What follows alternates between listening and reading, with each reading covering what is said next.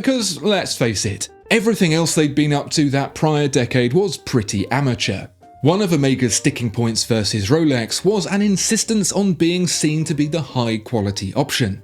The Seamaster, despite arriving in 1948, 3 years before the Submariner, was so hampered by a desire to retain elegance and beauty that the brutish, blocky Submariner swam circles around it, and, more to the point, under it. Its no-nonsense functionality far better at, unfortunately for Omega, mastering the sea.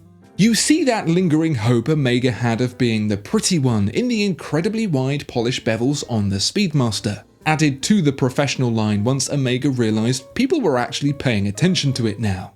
Somehow, those bevels are more than half the width of the lugs themselves, giving it a distinctive shape that's since become synonymous with its sports watches. Except when it insists on filling up its catalogue with a bunch of stuff that feels completely out of place. Personally, I think one of the most interesting angles on this watch is the side, because it's only really then that the addition of the bezel really becomes prominent.